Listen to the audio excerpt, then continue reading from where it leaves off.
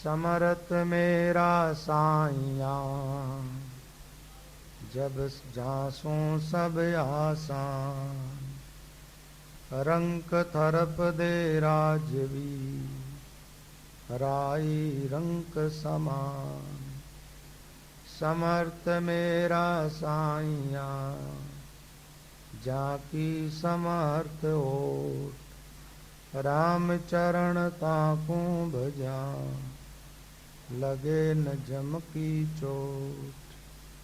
समरथ ये को राम है जाचक सब ही दे, राम चरण समरथ भजो तज जाचक की से। समरथ की समरथ शरण निबल हो ये बलवंत, राम चरण बल नाम के लंक गयो हनुमंत। हनु हाकियो लंक पर चढ़ो करण चकचूर, राम चरण बल नाम के कूद्यो समंद लंगूर। पायक है रघुनायको निस दिन सुमरे राम, राम चरण बल राम के हनु सुधारे काम। राम महापुरुष कहते परमात्मा बड़े सामर्थ्यवान है। समर्थ मेरा साइया जासू सब आसान। परमात्मा ऐसे समर्थ है कि उसके ऊपर और कोई है ही नहीं। ऊपर की बात छोड़ो, उसके जैसा भी दूसरा कोई नहीं। परमात्मा ऐसे सामर्थ्यवान है कि जिसके जैसा कोई है ही नहीं। देखो, भगवान को अंतर्यामी भी कहते हैं, सामर्थ्यवान भी कहते हैं। ये अंतर्यामी और सामर्थ्यवान का अर्थ एक ही होता है करीब करीब। अंतर्यामी का एक अर्थ होता है कि एक ही काल में विश्व में जितने जीव है उन सब जीवों के अंतर की बात को जो जानता है उसको अंतर्यामी कहते हैं। तो ये सामर्थ्य केवल परमात्मा के अंदर है कि जीव जल में रह रहे, आकाश में रह रहे, धरती पर रह रहे, अन्य लोकांतरों में, उन सब जीवों के मन में क्या चल रहा है इस बात को कौन जानता है।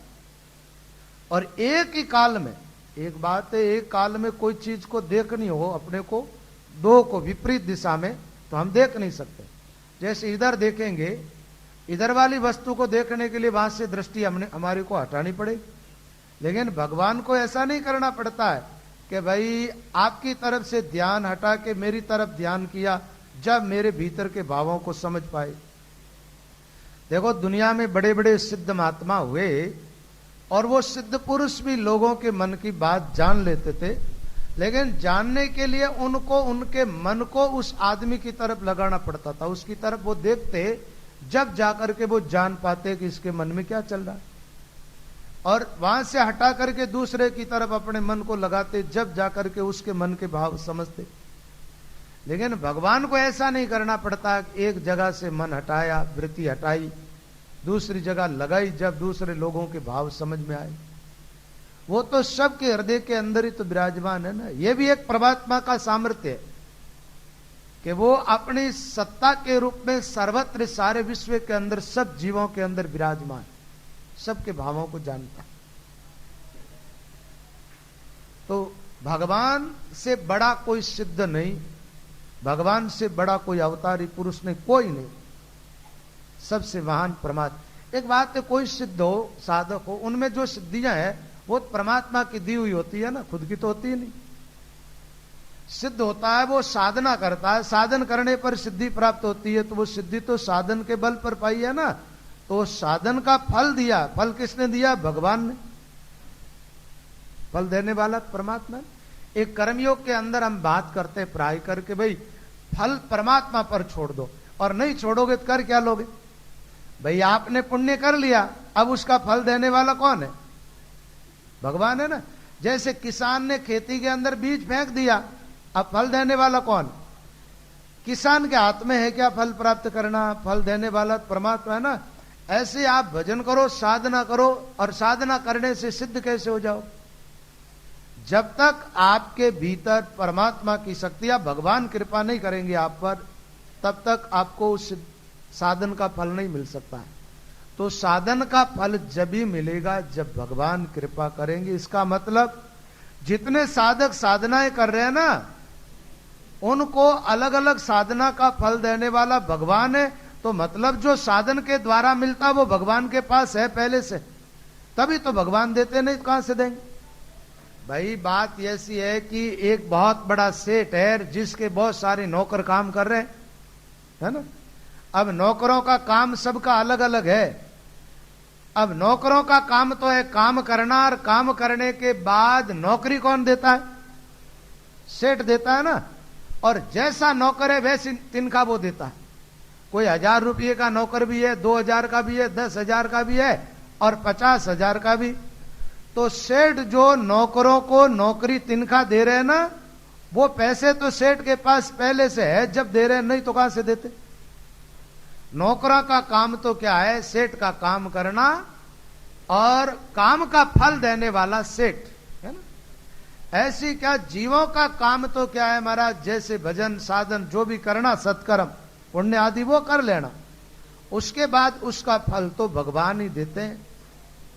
तो अलग अलग साधना, उन सब साधनों का फल परमात्मा दे रहे हैं। तो हमें क्या करना चाहिए? भगवान का विश्वास करके भगवान का जप करना चाहिए कि सबको देने वाला राम जी है। राम जी के दरबार में कुछ कमी है ही नहीं, और हम राम की शरण होकर के साधना करेंगे तो हमारे जीवन में कमी कैसे रह जाएगी।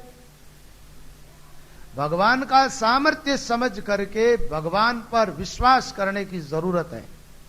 और ठीक इसी अंग के आगे वाला अंग विश्वास का अंग। एक बात है, कमजोर आदमी का विश्वास करके भी क्या करो?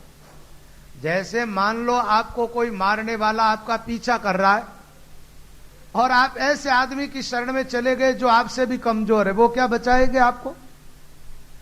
जो मारने वाला पीछा कर रहा है ना, उससे डबल ताकत रखता है, उसकी शरण में चले जाओ तो वो आपको उससे बचा सकता है।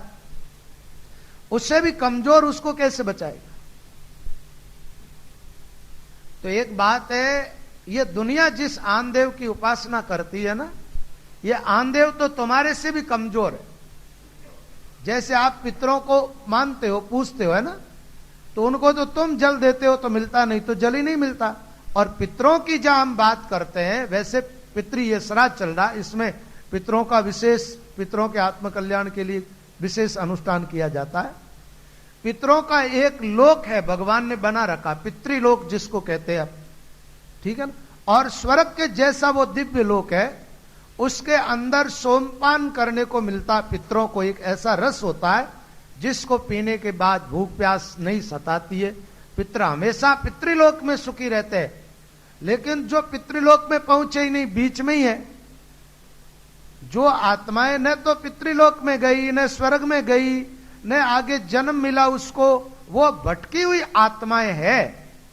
अब वो तो बड़ी दुखी आत्माएं हैं, और उनको पूज करके तुम अपना हित चाहते हो, कैसे होगा भाई?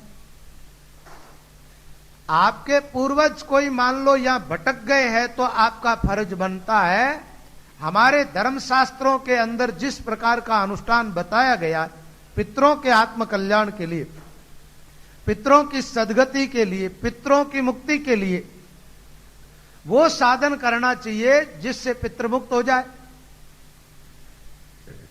इस पर एक घटी हुई घटना मैं आपको बताता हूं।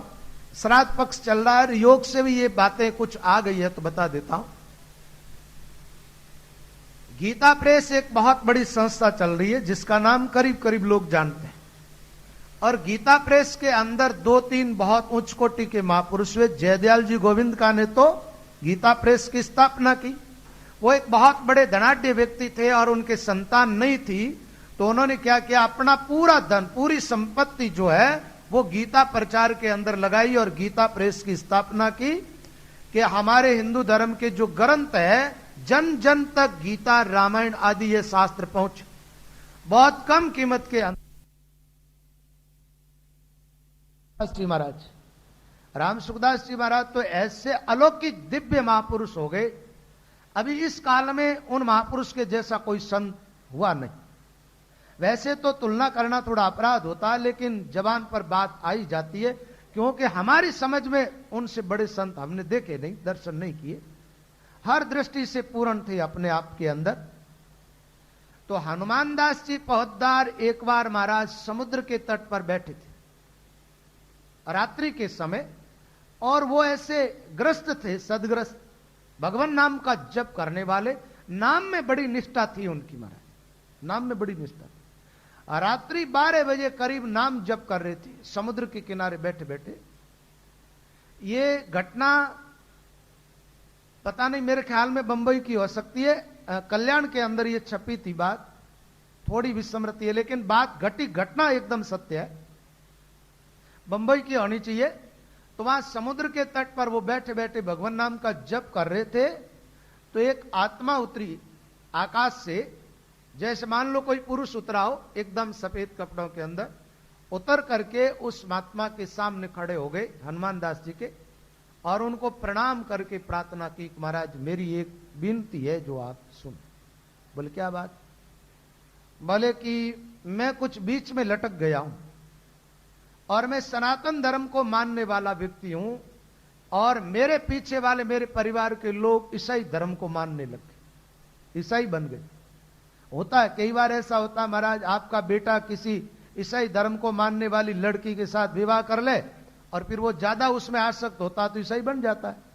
और ऐसे मद्रास की तरफ में गया ना, तो वहां ये ईसाई लोग क्या करते हैं महाराज, छोटे छोटे गांव और गिवारू लोग जा रहे थे, अति गरीब लोग जा रहे थे, वहां ये पहुंचते, वहां पहुंचते ये लोग क्या करते हैं, इनके प्रचार की शैली बड़ी अजीब ढंग की है। ये क्या करते हैं, वहां एक चर्च बना देंगे, और फिर उन गरीब लोगों को क्या कहेंगे, आप केवल प्रार्थना करने के लिए आओ। क्या करने के लिए? प्रार्थना के लिए यहां आओ, उसके बदले में आपको किसी को 1000 रुपये तिनका महीने के बांध देते, किसी को 2000 रुपये पैसे तिनका मिलेगी, केवल चर्च में आना आपको माथा टेकने के लिए, प्रार्थना करने के लिए। ठीक, अब आदमी जाने लग जाता पैसे के लोग। अब गरीब आदमी क्या चाहता, उसको तो पैसे चाहिए ना। जब वो जाने लगता तो फिर वो क्या करते, धीरे धीरे अपने धर्म की पूरी बातें उनको सुनाते। अब आदमी का दिमाग जो है ना, इस पर बात का असर हो जाता। ज्यादा लंबी समय तक कोई भी बात सुनो किसी धर्म की, उसका आप चित्त पर असर पड़ जाएगा, उसके दिमाग पर धीरे धीरे असर पड़ता है। तो वो कहते हैं कि तुम ईसाई धर्म को स्वीकार कर लो, हम तुम्हारे लिए एक छोटा मकान भी बना के दे देंगे, तुम्हारी बेटी का विवाह नहीं हो रहा है, लड़की का विवाह भी हम करवा देंगे। अब महाराज वो क्या करते, बच्ची का विवाह कर देते, रहने के लिए घर दे देते, और हर महीने तिनका चालू कर देते।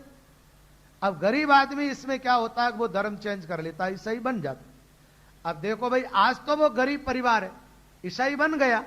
अब धीरे धीरे ये तो जरूरी नहीं है कि वो गरीब ही रहेगा, उसके बच्चे आगे जाकर के पढ़ लिख करके होशियार भी तो होंगे ना, और वो फिर कितना ही धनाढ्य हो जाएंगे, तो उन बच्चों के दिमाग पे यही रहेगा कि हम ईसाई है, ईसाई धर्म को हमें मानना।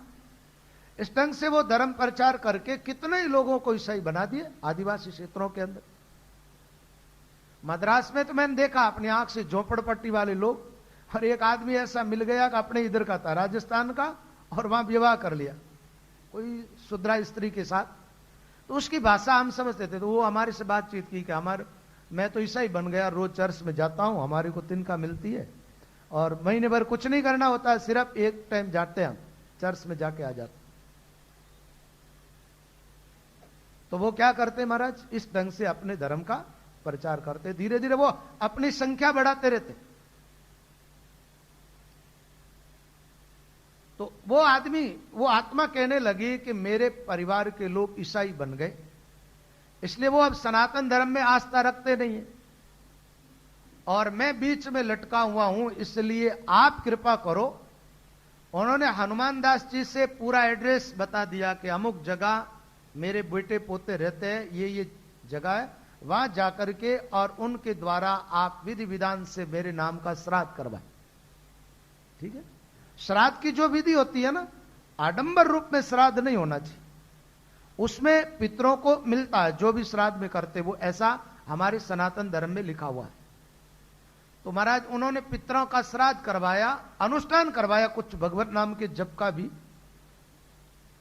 और उसके बाद में वो वहीं बैठे थे, और कुछ समय के बाद जब वो उनके कल्याण का जो उपाय बताया वो अनुष्ठान किया, करने के बाद वही आत्मा आई और वो हनुमान दास जी को प्रणाम करके कहा कि महाराज मेरी सदगति हो गई, मैं पितृलोक में जा रहा हूं आपकी कृपा से।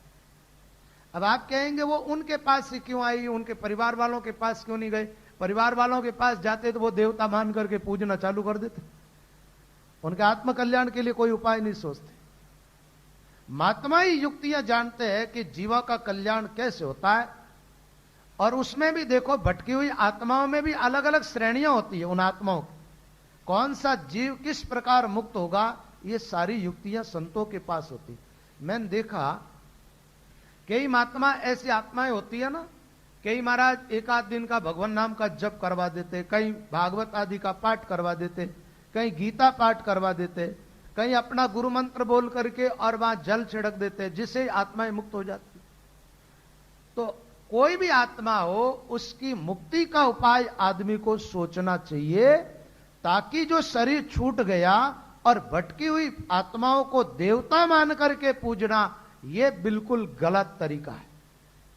और ऐसा आप करते हो तो आप विचार करो कि आप तो हो सामर्थ्यवान, क्योंकि आप तो जिंदे हो, आप सब कुछ करने में समर्थ हो। जिंदा आदमी पुण्य भी कर सकता है, जिंदा आदमी भगवान नाम का जप भी कर सकता है, जिंदा आदमी भागवत रामायण गीता वाणी आदि ग्रंथों का पाठ भी कर सकता है, और जिंदा आदमी मुर्दों के कल्याण का उपाय भी सोच सकता है और वैसा अनुष्ठान करके उन आत्माओं को मुक्त भी कर सकता है। अब जिंदा आदमी मुर्दों की आस लगा के बैठ जाए, यह एकदम गलत हो जाता। जिंदा आदमी मुर्दों की शरण ले ले कि ये हमारा कल्याण करेंगे, ये हमारा भला कर देंगे, ये हमारी सहायता करेंगे। वो क्या सहायता करेंगे? सहायता तो कुछ होगी नहीं, और आपका अनिष्ट और हो जाएगा, आप नीचे चले जाओ अधोगति की तरफ। इसलिए हमारे महापुरुष कहते भाई शरण लेनी है तो समर्थ की लो, शरणों लीजे सबल को जा निबलन गंजे कोई, रामचरण निबली शरण धड़को मिटेन कोई। महाराज फरमाते शरण लेनी है तो सबल की लो, बलवान की शरण लो। निबल व्यक्ति की शरण लेके क्या करोगे? देखो शरण की बात करते अपन, एक बात है सुग्रीव कायर था, यह बात तो सब जानते। कायर भी था, कमजोर भी था, उसका भाई बड़ा बलवान था, और आपस में भयों में ही टकराव हो गया था। बाली हमेशा उसकी जान लेने पर तुला हुआ था कि जैसे कैसे सुग्रीव को मार दिया जाए। बाली के भय से सुग्रीव हनुमान आदि की सहायता लेकर के और एक पहाड़ पर रहता था। जब राम जी वहां पर आए, हनुमान जी ने राम जी को पहचाना, सुग्रीव में ऐसा सामर्थ्य नहीं था कि वो राम को पहचान। सुग्रीव के पास ऐसी आंख भी नहीं थी कि वो राम जी को पहचान ले। हनुमान जी के पास ऐसी आंख थी, ऐसा विवेक भी था कि वो राम जी को पहचान सकते थे, क्योंकि हनुमान कोई साधारण बंदर तो है नहीं, ये तो रुद्र का अवतार है, भगवान शिव का अवतार। तो शिव जी से तो कुछ भी छिपा हुआ नहीं है। हनुमान जी ने राम जी को पहचान लिया, राम जी का आदर सत्कार किया, राम जी को लेके चले गए सुग्रीव के पास। सुग्रीव से कह दिया कि तुम राम से मित्रता कर लो, तुम्हारी भलाई इसी में। राम जी को तुम्हारी जरूरत है, तुम्हें राम की जरूरत। राम जी को तो जरूरत है कि राम जानकी की खोज में लगे, इसलिए सीता की खोज में तो तुम्हारे पास बंदरों की सेना है, तुम खोज करवा सकते हो, और तुम बाली के भय से भयभीत हो, उस भय से मुक्ति राम जी दिला सकते हो और कोई। सुग्रीव ने राम की शरण ली। आप जानते हो बाली इतना बलवान था, रावण को एक बार खाक में दबा के बैठ गया ध्यान करने के लिए। रावण आया, रावण तो दादागिरी तो ज्यादा ही करता था ना, देवता आदि सबको जीत लिया था, तो इस बाली के बैठे हुए के ठोकर मारी रावण ने जाकर के। ठीक है, बाली ने रावण को पकड़ करके खाक में दबोच लिया और ध्यान करता रहा, भजन करता था तो करता ही रहा। 6 महीने तक बैठा रहा। रावण बहुत परेशान हो गया। जब बाली ने उसको छोड़ा तो रावण ने संधि कर ली। ठीक है, विचार के बलवान शत्रु से शत्रुता। रावण बड़ा बुद्धिमान था, जो अपने से बलवान होता ना उससे हाथ मिला लेता, और कमजोर होता उसको दबा करके उसका सब छीन लेता। संधि कर ली। इसका मतलब बाली रावण से बलवान। देखो, छल बल विद्याओं में तो रावण ज्यादा निपुण था, विवेक भी रावण के पास ज्यादा था, बाली के पास में इतना नहीं था। बाली को ऐसा वरदान था कि कैसा भी शक्तिशाली शत्रु तुम्हारे सामने आकर के लड़ेगा तो उसकी आदि शक्ति तेरे में आ जाएगी। अब खुद बलवान हो और सामने वाले की आदि शक्ति आ जाए तो वो विजयी होगा ही होगा, ऐसा उसको वर था। तो महाराज राम जी ने सुग्रीव को अपनी शरण दी, मित्र बना लिया और कहा कि मित्र, तेरे दुख जो है, तेरी तकलीफ, उसको मैं मिटाऊंगा, ये मेरा काम। भगवान ने मित्रता का उपदेश किया ना, रामायण पढ़ करके वो उपदेश भी प्राप्त करना। देखो, ये हमारे धर्म ग्रंथ है ना, नीति शास्त्र इनमें भरा पड़ा है, नीति का भी उपदेश इसके अंदर है। एक बार क्या हुआ, एक आदमी रेलवे स्टेशन पर बैठे बैठे रामायण का पाठ कर रहा था। तो आधुनिक जमाना का एक आदमी पहुंच गया, बोले ये कोई जगह है क्या रामायण पाठ करने की? ये तुलसीदास जी ने गाथा गाई, आप पढ़ रहे हो, ठीक है। अहंकार होता ना, ज्यादा पढ़े लिखे और विदेश में पढ़ के आ जाए तो और ज्यादा बढ़ जाता अहंकार। वो कुछ नहीं बोला, वो शांत रहा। जो सज्जन होते हैं, सत्संगी भाई बहन होते हैं, वो थोड़े शांत रहते, विचार क्या, अब इनकी मर्जी है, बोल रहा है। अब ट्रेन आ गई, वो भी बैठा और वो भी बैठ गया। तो वो दोनों पति पत्नी थे, वो तो अकेला ही था रामायण पाठी। ट्रेन के अंदर बैठ गया, ट्रेन चल गई और उसकी पत्नी पीछे रह गई। अब पत्नी पीछे रह गई तो वो हैरान हुआ, चैन खींची, ट्रेन को रुकाई। उस समय उस आदमी ने कहा, एक बात है, तू रामायण पढ़ता तो तेरी पत्नी पीछे नहीं रहती। उसने कहा कि इससे क्या संबंध है रामायण से? बोले, तू नहीं जानता, रामायण में ये भी ज्ञान है। राम जी जब नाव में चढ़े थे, सीता जी को पहले चढ़ा और बाद में राम जी चढ़े थे। तू रामायण पढ़ता तो तेरी पत्नी को पहले चढ़ाता, बाद में तू चढ़ता, और नहीं तो तू तो चढ़ गया और पत्नी पीछे रह गई, है ना। और शास्त्रों के अंदर तो सारी युक्तियां है ना, नीति शास्त्र भी पूरा। तो मित्रता का उपदेश, आप मित्रता आप करते हो ना, तो रामायण पढ़ करके सुग्रीव और राम की जो मित्रता है, वहां की कुछ पंक्तियां, कुछ चौपाएं जो है, वो आप पढ़ करके देख लेना और फिर मित्रता करना कि मित्र कैसे आदमी को बनाना चाहिए। बताया गया है कि कपटी मित्र जो होता है वो सूल के जैसा होता है, उसको तो कभी भी उसके साथ मित्रता नहीं रखनी चाहिए। अंदर कुछ और, बाहर कुछ और। अंदर शुद्ध नहीं, जहां को दिल तासो को संग करो मत कोई, बाहर हेत दिखावत चौगुणों माई तके जैसे मुझसे भला। कई बार आप लोगों से सुनते हैं ना, बोले महाराज पार्टनर में काम किया था और मेरे मित्र ने मुझे धोखा दे दिया। तो ये धोखे देने वाले मित्र थोड़े ही होते हैं।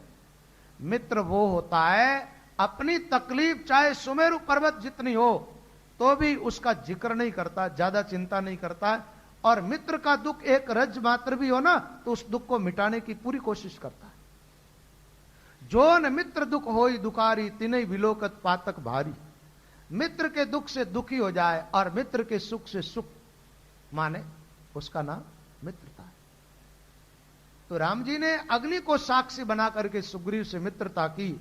एक बात है, राम मर्यादा पुरुषोत्तम है, और राम जी के जीवन काल में 13,000 वर्षों में कहीं पर मर्यादा का उल्लंघन नहीं हुआ, लेकिन अपने मित्र के लिए कर दिया। वो सुग्रीव का दुख मिटाने के लिए राम ने बाली का वध किया। अच्छा, बाली का वध किया तो कैसे किया, ये बात तो आप सब जानते हो। सुग्रीव को राम की मित्रता पर, राम की शक्ति पर एकाएक भरोसा नहीं हुआ। हनुमान जी ने दिलाया तो भी नहीं हुआ। तो राम जी ने क्या किया, एक बाण में 7 ताड़ के वृक्षों को काटा, है ना, और दुंदवी नाम करके राक्षस की अस्थियों को चरण से छूते ही इतनी दूर फेंक दी। जब उनको भरोसा हुआ कि ये साधारण पुरुष नहीं है, इनमें अपार सामर्थ्य, अपार शक्ति है, तो महाराज राम जी ने भेजा सुग्रीव को, जा ललकार। अचेत मारना तो ठीक नहीं है ना, युद्ध के लिए ललकार, युद्ध करो तुम। भाई भगवान की मित्रता हो जाए तो भी थोड़ा तो काम अपने को भी करना पड़ेगा ना।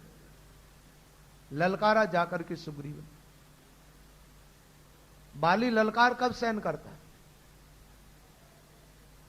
एक बात है, आज मैंने भागवत का जो पाठ किया ना, एक अध्याय, तो उसके अंदर आज ही एक बात आई। जो युद्ध की ललकार सहन कर लेता है, लड़ने के लिए नहीं निकलता, और कोई मांगने वाला आए और उस बात को नकार देता, सामर्थ्य है देने का, देने की चीज पास में है, उसके बाद भी नकार दे, तो भागवत में आज बात आई कि वो तो अपनी जननी के लिए कलंक पैदा हुआ। क्या भागवत में इन शब्दों में बात आई, वो अपनी मां के लिए कलंक। हमारे पास है और कोई याचक आया, ये जरूरी नहीं होता है कि वो मांगे उतना दो, अपनी सामर्थ्य के अनुसार उसको कुछ न कुछ हाथ से उत्तर दो।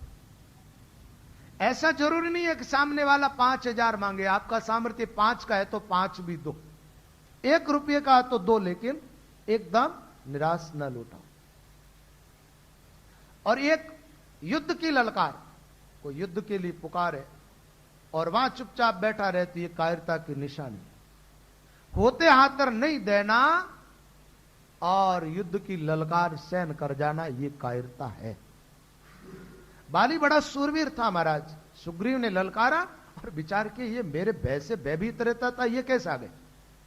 बाली की पत्नी ने कहा कि आप आज इनसे युद्ध करने न जाओ, क्योंकि मैंने सुना है कि इन्होंने राम से मित्रता कर लिया, राम साधारण पुरुष नहीं है। इसका मतलब बाली की पत्नी समझ गई थी ये देवियां जो है ना, इनको भगवान का ज्ञान जल्दी होता है, पुरुषों को बाद। आप कहेंगे ये बात आप कैसे कह रहे हैं। एक बात बताओ, रावण को मंदोदरी ने समझाया ना, और समझाया तब विराट भगवान का वर्णन किया, राम कौन है इसके बारे में मंदोदरी ने रावण को समझा दिया। मंदोदरी को ज्ञान नहीं था तो मंदोदरी कैसे समझा रही। मंदोदरी ने राम के दर्शन नहीं किए, दर्शन करने के पहले उनके पास ऐसी दृष्टि थी कि वो राम को पहचान गई कि राम भगवान है। रावण नहीं माना। वैसे हो सकता है रावण भी पहचान गया हो, लेकिन उसका अहंकार जो था ना, वो मानने नहीं दिया रावण को कि राम ब्रह्म है। अहंकार अज्ञान से उत्पन्न होता है। अहंकार कोई भी सच्चाई को स्वीकार नहीं करने देता आदमी को। अहंकार सच्चाई स्वीकार नहीं करने देता। बाली में भी अपनी शक्ति का बड़ा अहंकार है। तारा ने बहुत समझाने की कोशिश की, बोले राम परमात्मा है, उससे तुम जीत नहीं पाओ। बाली कब मानने वाला था। आ गया, सुग्रीव के साथ लड़ाई हुई और ऐसी चोट की महाराज सुग्रीव तो घबरा गया, भागता हुआ राम जी की शरण में गया कि बोले राम जी आप मेरे मित्र हो शत्रु। मैंने पहले ही मना किया था, मैं उनके सामने नहीं जा सकता, आपने भेजा, मैं तो मर ही जाऊंगा। राम जी ने उसको छुआ, छूते ही उसकी सारी पीड़ा खत्म। छूते ही जैसे ही राम के हाथ का स्पर्श हुआ, तकलीफ खत्म। राम जी ने कहा और जा, बोले अब नहीं जा सकता। राम जी ने कहा देख तुम दोनों भाइयों की शकल एक जैसी, इसलिए मैं बाण चला नहीं पाया। धनुष पर मैंने चढ़ा दिया बाण, कहीं बाली के न लगता और तेरे लग जाता तो मेरी मित्रता में कैसा कलंक लगता कि राम ने अपने मित्र का वध कर दिया। राम जी ने एक माला डाल दी उसके गले में कि मैं इससे पहचान जाऊंगा तो सुग्रीव, एक बार तू और जा। सुग्रीव हिम्मत करके और गया। बाली तो भारी पड़ रहा है ना। राम जी सामने नहीं गए, पीछे से बाण मारा। बाली के बाण पीछे से मारा, मर गया। बाली गिरा जमीन पर और गिरते हुए बाली ने कहा मैं बैरी सुग्रीव प्यारा, कारण कौन नाथ मोई मारा। राम जी पास में गया तो बाली पड़ा पड़ा कह रहा है, बोले कि सुग्रीव तो मित्र हो गया और मैं तुम्हारा शत्रु। मैंने ऐसा तुम्हारा कौन सा अपराध किया जिसे तुमने मेरे को मारा। बाली ने इस प्रकार कहा, मेरी बात का जवाब दो। राम जी ने बाली से कहा, ऐसी एक चौपाई है, याद है किसी को? अनुज बधु भगनी सुत नारी, अनुज वधु भगनी सुत नारी, सुन सट ये कन्या समचारी, और इन्हीं कुदृष्टि बिलो के कोई, ताई वधे कछु पापन हो। अनुज वधु, अनुज यानी छोटा भाई, छोटा भाई की पत्नी। तो कहते हैं कि उसकी तरफ कोई कुदृष्टि देखता है। छोटे भाई की पत्नी तो कन्या की जैसी होती है, उसको गलत दृष्टि से देखता है ना, उसको मारने का पाप नहीं लगता। और तूने ये पाप किया। जब बाली को जवाब दिया राम जी ने, तो बाली महाराज आखिर अपना अहंकार छोड़ा और कहा, प्रभु आपके सामने मेरी चतुराई नहीं चलेगी। और राम जी से कहा, आपने मेरा वध कर दिया, मुझे बाण मार दिया, मेरा भाई कायर है, उसकी बजाय तो आप मेरे पास सीधे आते, मुझसे मित्रता करते, आपको लंका पर चढ़ाई करने की जरूरत ही नहीं थी। मेरे आदेश से रावण यहां सीता को लेकर के आता, मैं दिला देता। और रावण की ताकत नहीं कि वो मेरी आज्ञा उल्लंघन करता। राम जी ने कहा, तेरी शक्ति की मुझे जरूरत नहीं है, मेरी भुजाओं में वो ताकत है कि मैं अपनी पत्नी की रक्षा खुद करूं। आखिर बाली ने कहा, महाराज आप परमात्मा है और मैं अब शरीर छोड़ रहा हूं तो आपके सामने। भगवान ने कहा, तू चाहे तो मैं जिंदा अभी भी रख सकता हूं, बाण निकाल लूं और जीवित रख दूं तेरे को। बोला, अब जिंदा नहीं रहना चाहता, क्योंकि जिंदा तो रह जाऊंगा लेकिन मौत ऐसी नहीं आएगी आगे। आप एकदम सामने खड़े हैं और मैं प्राण छोड़ूं, जीवित रहूंगा तो भी मरना पड़ेगा, और फिर ऐसी मृत्यु मुझे मिलेगी नहीं। जन्म जन्म मुनि जतन कराई, अंतराम कहीं आवत नाई। ये महात्मा लोग साधना करते रहते, जन्म पर जन्म लेते हैं, भजन करते हैं, उसके बावजूद भी अंत समय में चूक जाते हैं। आप उनके सामने प्रकट नहीं होते हैं, वो आपका चिंतन करते हुए शरीर नहीं छोड़ते, इसलिए वापस जन्म लेना पड़ता है। अब आप मेरे सामने, मैं शरीर छोड़ू, मैं तो मुक्त हो जाऊंगा। कहते बाली मृत्यु को प्राप्त हुआ और सुग्रीव किष्किंधा का राजा बन गया। मैं बात ये बतानी चाहता था, समर्थ की शरण का प्रताप देख लो।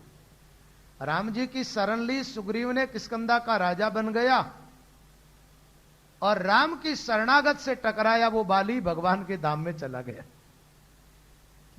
है तो दोनों का ही कल्याण। एक बात है, भगवान के भक्तों का विरोध करने वाले भी भगवान के हाथ मरते हैं। हिरण्यकश्यप मुक्त हो गया महाराज। गजेंद्र का पैर ग्रह ने पकड़ा तो वो गजेंद्र के पहले भगवान के धाम में चला गया।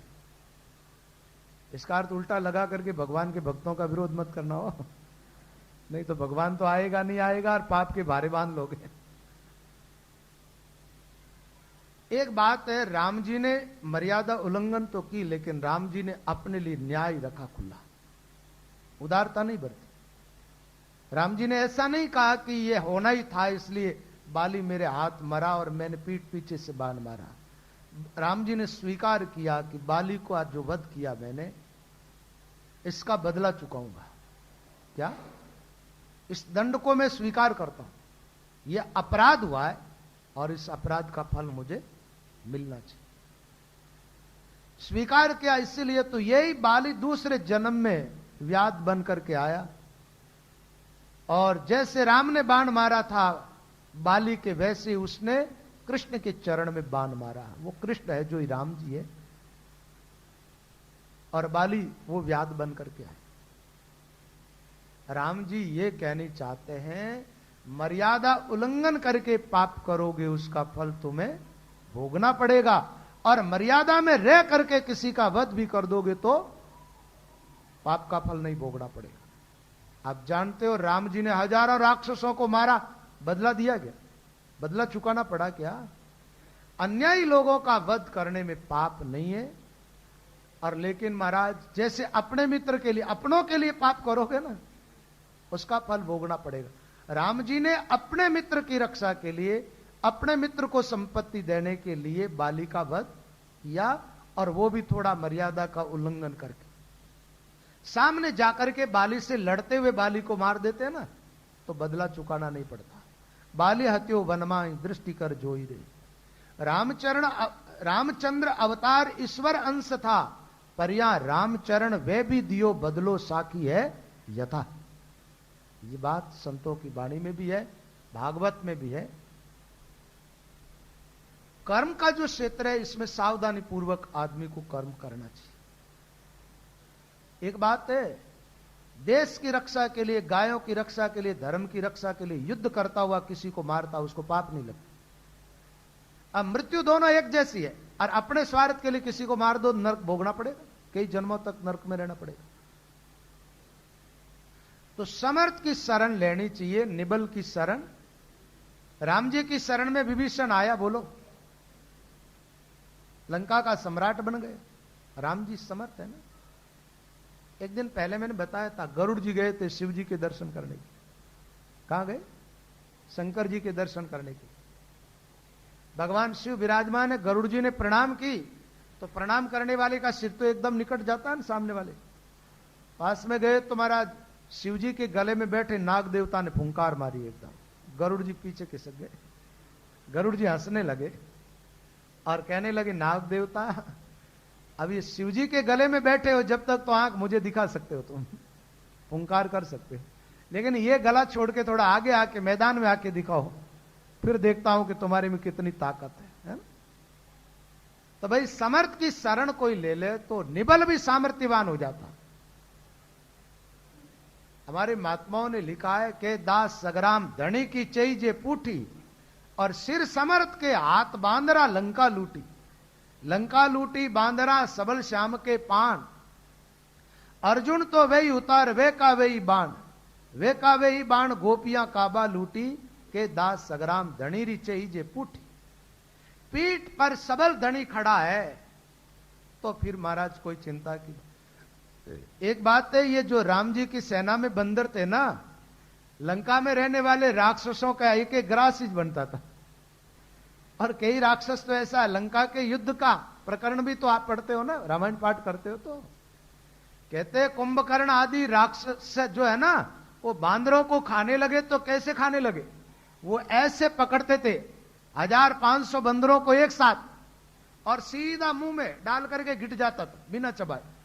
बंदर क्या करते, कोई उसके कान से निकल जाते, कोई उसके नाक से निकल जाते, वापस जहां छिद्र होते वहां से बाहर निकल जाते और फिर लड़ने लग जाते। ऐसा है कि नहीं है वर्णन लंका कांड के अंदर रामायण में? तो आप बताओ कितने बंदर छोटे होंगे और वो राक्षस कितने बड़े थे, लेकिन बड़े उत्साहित होकर के लड़ रहे। उन बंदरों में कोई भय नाम की चीज नहीं है। ऐसे बड़े बड़े शक्तिशाली राक्षसों से भिड़ गए जाकर, क्योंकि वो जानते राम जी पीछे खड़े हैं ना, हमें मरने तो नहीं देंगे।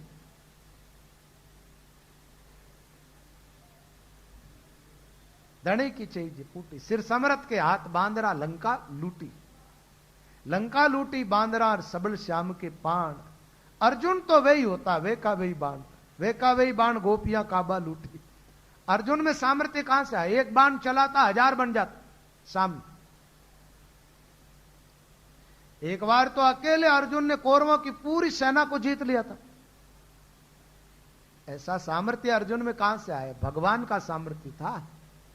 और जब भगवान ने अर्जुन को छोड़ दिया तो वही अर्जुन, वही गांडीव धनुष, वही तुनी में बाण, काबा गोपियों को लूटने लगा। अर्जुन बाण चला ही नहीं पाए। एक बाण तो अर्जुन बात तो शेष बाण बन जाई। काबा गोपियां ने लूटन लगा, बाण चलन नहीं पाई। मंदरे बत कर तंदरी बढ़ाई, बड़ा बड़ा योद्धा खप गया, तेरी कौन चलाई। मंदरे बत कर तंदरी बढ़ाई। समर्थ धनी अपने सिर पर खड़ा है, फिर कोई चिंता की बात नहीं। एक ऐसा भजन आता हनुमान जी के लिए। वैसे तो हनुमान जी वानर जाति में ही तो है ना, लेकिन महाराज अकेले लंका में गए, अकेले। देवता भी कांपते थे जिसके नाम से, जिस रावण से। उस लंका में अकेले चले गए और निडर होकर के महाराज पेड़ों को तोड़ते, फल खाते। और यहां तक भी नहीं, लंका में जाकर के अकेले सबसे पहले रावण के बेटे को मार दिया। रावण ने बेटे का नाम रखा था अक्षय, कि इस बेटे को मैं अमर बनाऊंगा।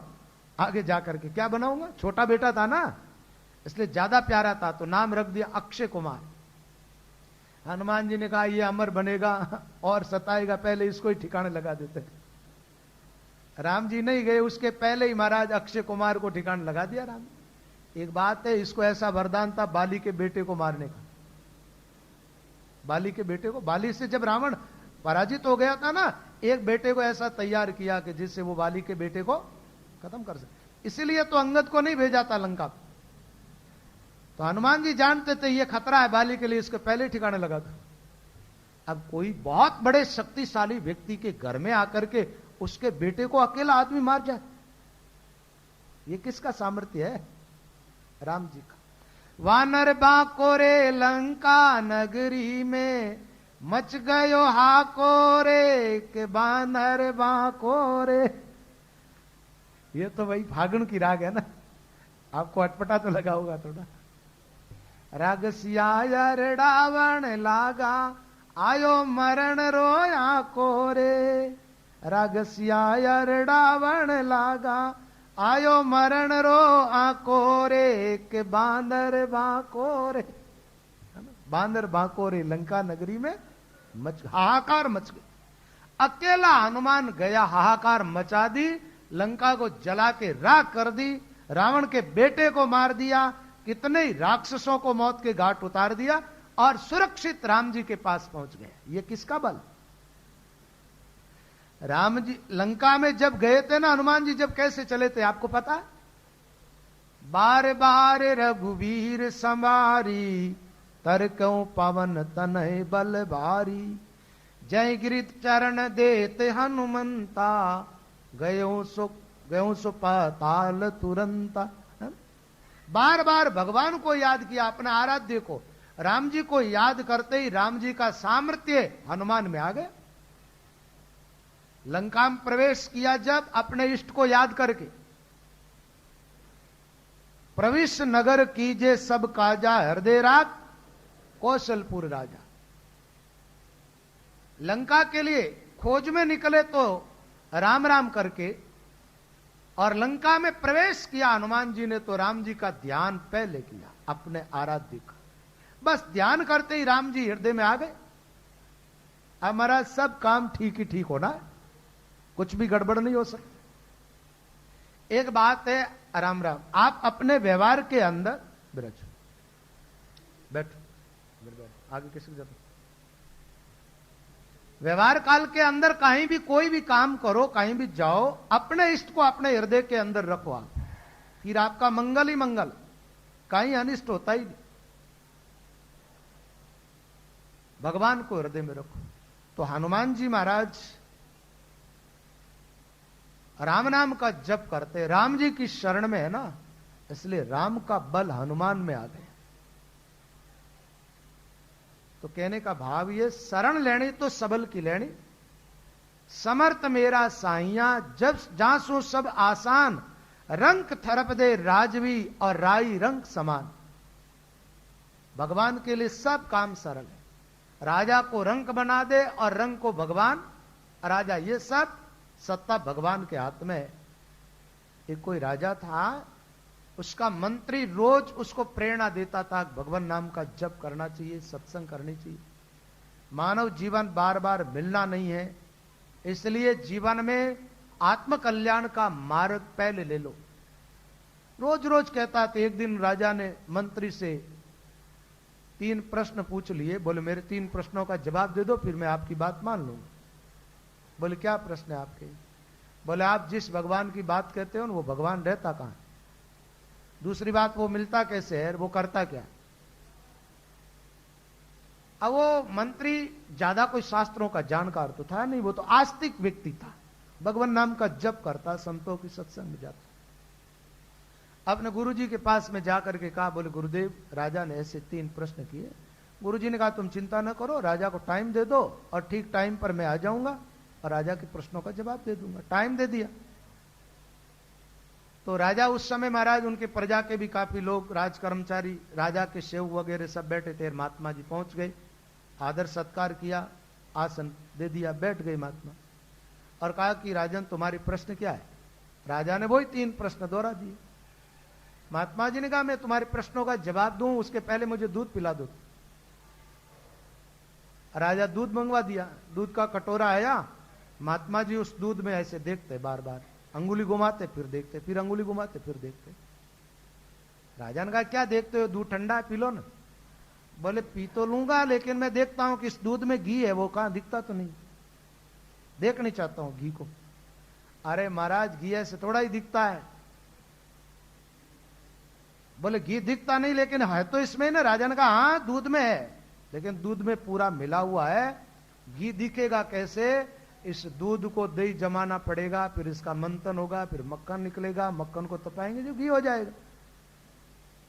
महात्मा जी ने कहा तेरे 2 प्रश्नों का उत्तर तो तुझे मिल ही जाना चाहिए। बोले वो कैसे? बोले जैसे दूध में घी है ना सब जगह, ऐसे राम सारे विश्व में है। दूध में घी नहीं दिखता, ऐसे राम जी दिखते नहीं है। अब दूध का दही जमा करके मंथन करने से घी जैसे प्रकट हो जाता है, ऐसे भजन करने से, ध्यान करने से, साधना करने से परमात्मा प्रकट हो जाता है। हरिव्यापक सर्वत्र समाना और प्रेम से प्रकट हो ही में, प्रेम पूर्वक जो भगवान का भजन करता है उसके हृदय में भगवान प्रकट हो जाता है। तो भगवान रहता कहां, ये इस प्रश्न का जवाब मिल गया, सर्वत्र है। भगवान मिलता कैसे है? तो साधन से भगवान प्रकट होता है। अच्छा, भगवान करता क्या है? गीता जी में 5वें अध्याय का लास्ट श्लोक भी ऐसा ही है, यही भाव उसमें। भोक्तारम यज्ञ तपसाम सर्वलोक महेश्वरम सुहृदम सर्वभूतानाम ज्ञात्वा माम शांति मृच्छति। तो उस महात्मा ने कहा देखो राजन, मैंने तुम्हारे 2 प्रश्नों का उत्तर दिया ना। बोले हाँ। 2 बात समझाई, ठीक से समझ में आ गई? बोला तो एक बात बताओ, ज्ञान देने वाला गुरु होता है चेला? बोले ज्ञान देने वाला तो गुरु होता है और ज्ञान लेने वाला चेला होता है। तो एक बात बताओ, गुरु का स्थान ऊंचा होता है चेले का? बोले स्थान तो गुरु का ही ऊंचा होता है। तो महात्मा ने कहा मैं तो नीचे बैठा हूं, तुम सिंहासन पर बैठे हो अभी तो। अब तीसरे प्रश्न का उत्तर लेना है तो मुझे सिंहासन देना पड़ेगा, ऊपर मुझे बिठाना होगा। राजा नीचे बैठ गया, बोले आप विराजो। महात्मा जी बैठ गए, बैठ करके हंसने लगे। बोले क्या बात महाराज, मेरे प्रश्न का उत्तर दो। बोले उत्तर नहीं मिला क्या अभी तक? बस भगवान यही तो करते हैं, राजा को रंग बना देते, नीचे उतार देते हैं, नीचे बैठे हुए को ऊपर। फकीर को राजा बना दे और राजा को फकीर, वही तो भगवान का काम है। अभी थोड़ी देर पहले मैं नीचे बैठा था ना, अब यहां बैठा हुआ तो राजा हूं ना। इस गद्दी पर जो भी बैठ जाता वो राजा। ऊपर वाले को नीचे, नीचे वाले को। भगवान चाहे तो मच्छर को ब्रह्मा बना दे और ब्रह्मा को मच्छर। यही तो भगवान की महिमा। राजा की बात समझ में आ गई। तो रामचंद्र जी महाराज कहते रंक थरप दे राजवी और राजा ही रंक समान। भगवान ऐसे सामर्थ्यवान है, रंग को राजा और राजा को रंग कर सकते। समर्थ मेरा साइया जा की समर्थ ओट, रामचरण ताकू भजा लगे न जम की चोट। रामचंद्र जी महाराज कहते परमात्मा बड़े सामर्थ्यवान है। ओट का मतलब होता उनकी शरण ले लेना। ओट किसको कहते? जैसे ये दीवार है ना, उधर से कोई गोली चला रहा है ना, तो आप इस दीवार के सारे खड़े हो जाओ, ओट ले ली ना, तो वो गोली जो है ना उसको ये दीवार रोक लेगी, आप तक नहीं आने देगी। जैसे आप जानते हो लंका के मैदान में प्राणघातनी शक्ति चलाई थी रावण ने। किस पर? विभीषण पर। कब? रावण तिलमिला गया था जब उसका बेटा मेघनाद मर गया तब, और वो काल बन करके युद्ध मैदान में उतरा। उस समय उसको अपना पराया कुछ भी नहीं सूझता था, बस मरने मारने के अलावा और कुछ होश नहीं उसको। उस समय विभीषण सामने आया तो विचार किया ये नहीं होता तो मेरा बेटा मेघनाद नहीं मरता और कुंभकर्ण भी नहीं मरता। एक बात है, घर का भेदू लंका डाई जो बात है, घर में फूट पड़ जाती है ना, फूट पड़ने पर बड़े बड़े लोग डह जाते हैं। देखो आप इसको नीति शास्त्र के हिसाब से भी लिया जा सकता है। इसलिए कोशिश ये क्या करो कि घर में फूट न पड़े, घर का कोई मेंबर टूट के बाहर न जाए, बाहर नहीं जाए। एक बात है, जो संगठित परिवार होता है उनमें बड़ी ताकत होती है, और जब बिखर जाता है ना वो ताकत बिखर जाती है। एक छोटी सी बात बताओ, बाल होता है बाल, एक बाल में क्या ताकत होती है? आप खेचो टूट जाएगी। ये माता है मेहनत, अब कटा लिया झकानो तो कहीं करा, बाकी लंबी चोटी वहना तो आप उसको पकड़ के पूरी ताकत लगाओ, वो टूटती है क्या? द्रौपदी को बालों के बल पर घसीट के ले आया था कौन? दुशासन। बाल टूटे नहीं ना, उसके लंबे बाल थे बहुत, और बाल कटने के बाद भी मान लो कटा दी। तिरुपति में माता बहन मोटी होती है ना, बाल कटा देती है। अब वो चोटियां जो होती है, बाल जो होता है ना, अब कितनी ताकत लगाओ आदमी उनको तोड़ सकता है क्या? और एक एक बाल को तोड़ो तो आराम से, ताकत लगाने का भी काम नहीं है, खट खट टूट जाता। ये जैनी लोग साधु होते हैं ना, वो कहीं करे बेचारा भाई दुखियारी है वो देखा जाए तो बड़े दुखी है। राख लगाते रहते और एक एक बाल पकड़ पकड़ करके राख से तोड़ते रहते। अब एक एक तोड़ते इसलिए तोड़ देते, गंजे हो जाते हैं। और पूरे बालों को तोड़ना चाहे एक साथ तो अब विचार करो, बाल संगठित हो जाते हैं तो बड़ी ताकत आ जाती इनमें बालों में। एक बात है, ये एक अंगुली है ना, इसको आदमी ऐसे पकड़ के तोड़ सकता है ना, और यही जब ऐसे हो जाए तो बताओ आप, जान आ जाती है ना इसके अंदर, बड़ी ताकत आ जाती। संगठन में शक्ति, एक एक तिनका होता है ना तो झाड़ू निकल जाता है क्या, सफाई होती है क्या, तिनके तिनके अकेटे हुए बुआरी बन गई। संगठन में बड़ी शक्ति। एक बात है, मैंने जो एक पुस्तक लिखी है ना, उसके अंदर संगठन का एक पूरा अंग लिखा, संगठन का पूरा अंग। उसमें करीब मनार छंद 600 से बाहर है, 625 लगभग मनार छंदों में, कविताओं में लिखा हुआ है, और छोटे छोटे अंग है। टोटल आज वर्तमान के अंदर काम आने वाली बात है, वर्तमान समाज में, घर परिवारों में, उसमें भक्ति संबंधित बात भी है और अन्य टोटल घरेलू जो बातें जो काम आती वो सब बातें उस पुस्तक के अंदर दे रखी। उसमें एक परिवार संबंधित बात लिखी जिसमें परिवार संगठित हो। उसमें बहुत सारी बातें हैं, जैसे ये 5 अंगुलियां ये मिल गई, अब मिल गई तो आप देखो ग्रास उठा लो, एक से उठा सकते हो, एक से नहीं उठा सकते मिलने में। तो जो परिवार संयुक्त रहते हैं ना, उसमें थोड़ा तो प्रतिकूलताओं का सामना थोड़ा करना पड़ता है, थोड़ी उदारता भी बरतनी पड़ती है। एक बात बताओ, बिखरे हुए परिवारों की ज्यादा महिमा होती है, संगठित परिवारों की ज्यादा महिमा होती है?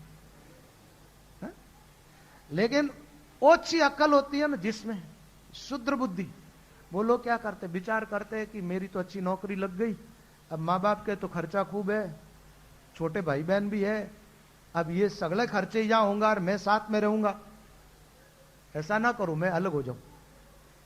ये एकदम शुद्र सोच होती है इस लोगों की, माँ बाप से अलग चले जाते हैं, है ना। बेचारे माँ बाप तो उम्मीद लगा करके रहते हैं कि एक बेटा बड़ा हो जाए तो मेरा थोड़ा सहारा हो जाएगा, और बेटा बड़े होते ही पत्नी को लेकर के एक किनारा कर लेता। फिर वो बेचारे परिश्रम करते, दूसरे बेटे को पनाते, ब्याह शादी करते, और वो भी ऐसा निउट जाए तो उन पर क्या बीतती है।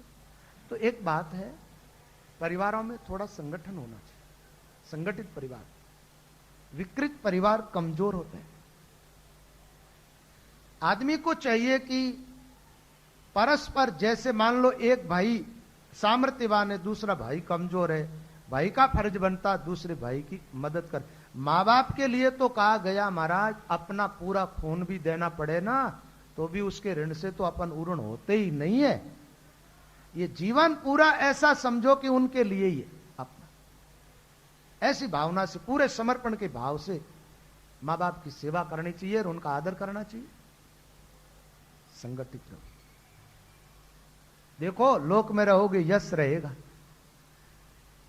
हाँ, थोड़े स्वार्थ का तो त्याग करना ही पड़ेगा, ये तो बात है, थोड़े थोड़े स्वार्थ। एक बात मैंने देखी कि भाई बहन छोटे छोटे होते हैं ना, इनमें बड़ा प्रेम होता, हमारा बड़ा प्रेम होता, हमारे को पता है। एक बात बताऊं, मेरे भाई बहन हम सबसे छोटा मैं ही था, तो मैंने देखा बचपन में कि मेरे कोई तकलीफ हो जाए तो मेरी बहन रोने लग जाती। इसका मतलब भाई बहनों में कितना स्नेह होता है, कितना प्रेम होता है। मैं तो मेरी बातें तो ऐसे ही बता देता हूं कोई कोई, ताकि ये तो सबके साथ होता है ना ऐसा प्रेम।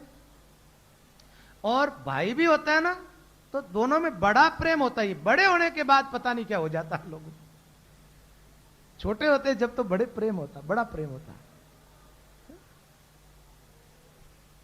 खेल में बच्चे खेलते तो भी अपने भाई का ध्यान रखते हैं, बड़े होने के बाद ये दिमाग विकृत हो जाता आदमी, जब भाई से भी अलग होनी चाहता, मां बाप से भी अलग होनी चाहता, तुच्छ स्वार्थों के लिए। ऐसा नहीं होना चाहिए। संगठन में बड़ी शक्ति, बड़ी ताकत। ये बात तो बीच बीच में ये रावण आ जाता है ना, जब ये कुछ नीति की बातें आ जाती है। रावण ने अपने भाई को लात मार के निकाला। नीति शास्त्र ये कहता है कि रावण विभीषण को नहीं निकालता तो रावण मरता ही नहीं। इसलिए भगवान ने ऐसी प्रेरणा दी उसको कि इसको निकाल। रामायण सुंदरकांड का पाठ करते हो, विभीषण का त्याग किया, बस रावण के निकट मौत आ गई, संपत्ति ने उसको छोड़ दिया। बोलो राम। तो बात यह है कि ओट की बात आई है तो रावण ने प्राण घातनी शक्ति विभीषण पर चलाई, लेकिन विभीषण तो पहले ही राम की शरण जा चुका है ना। राम जी ने तुरंत विभीषण को अपने पीछे कर दिया और सामने खुद खड़े हो गए, उस शक्ति को अपने ऊपर ले लिया। और राम का कोई शक्ति कुछ अनिष्ट कर ही नहीं सकती। विभीषण के प्राण बचाने, जैसे राम जी ने विभीषण के प्राण बचाए, आप राम की शरण ले लोगे, अंत समय में जमराज की चोट से आपको राम जी बचा लेंगे। समर्थ मेरा साइया जा की समर्थ ओट, राम चरण ताको भजिया लगे न जम की चोट। राम भजन की ओट चोट जम की नहीं लागे, सिंह गरज सुन त्रास चरत वन का जीव भागे। जहां भवन का वास तहां मुस्सान रहावे, जिस घर जागृत होई निकट तस्कर नहीं आवे। सुन शरणाटो बाज को डरे परे वा प्राण, राम चरण जमियो भगे लेत नाम निर्वाण। तो ये सामर्थ्य जो परमात्मा है उसकी ओट लेने से चोट टल जाती है। ये प्रसंग थोड़ा बहुत है जो कल की सत्संग में आपको सुनाएंगे। अभी सत्संग का टाइम हो गया, प्रसंग को विश्राम देते हैं। आप सब भाई बहन थोड़ी देर के लिए राम नाम का सुमिरन करें।